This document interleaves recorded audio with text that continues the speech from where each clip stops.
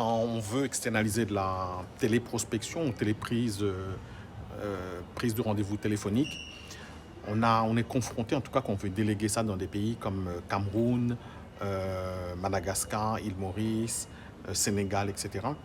On est confronté à une difficulté, c'est de choisir le bon collaborateur. Et vous avez deux types de collaborateurs. Vous avez des collaborateurs qui seront en présentiel et des collaborateurs qui sont à distanciel. Donc, c'est-à-dire vous avez des collaborateurs dans des centres physiques avec ce qu'on appelle des positions.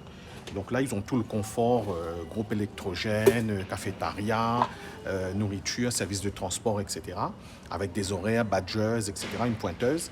Et puis, quand vous voulez, quelquefois, les chefs d'entreprise français et européens payer moins cher, ce que vous faites, c'est vous souhaitez avoir des prix plus bas. Et du coup, vous allez publier des annonces dans des groupes Facebook pour avoir des téléprospecteurs ou télécommerciales à moins cher, moindre frais.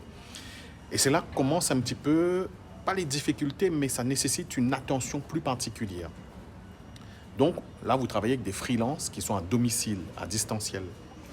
Souvent, ce qui se passe, c'est que dans ces pays-là, il y a des problèmes d'électricité, de délestage, et donc ce qu'on appelle des coupures de courant, des coupures d'électricité, plus ou moins longues. Donc ça peut être 1 heure minimum, jusqu'à 2, 3, 4, 5, 6 heures d'interruption.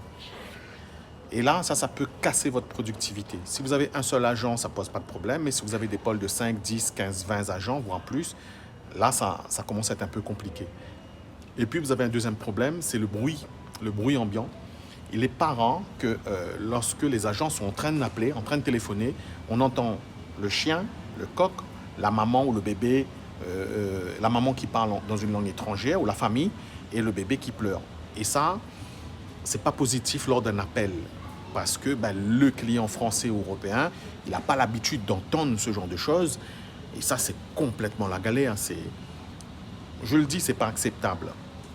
C'est pour ça que j'insiste souvent, nous, avec nos équipes. On a une part des équipes qui sont en présentiel et une part en télétravail. Donc moi, dès que je fais de la double écoute, que j'entends le chien crier ou le bébé pleurer, on arrête avec la candidate ou le candidat, malheureusement. Donc soyez prudents avec ça. Et puis si tu veux discuter de ça, si tu veux échanger de ça, il n'y a pas de souci. Moi, j'aide les entreprises françaises et européennes à externaliser des tâches et sous-tâches qu'ils ne veulent plus ou ne peuvent plus faire en France.